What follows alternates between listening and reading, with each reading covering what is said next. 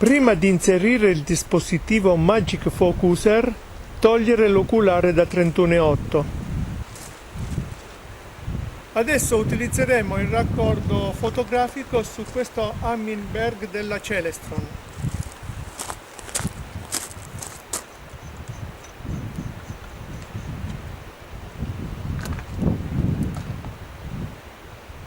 Una volta inserito il raccordo possiamo semplicemente mettere a fuoco.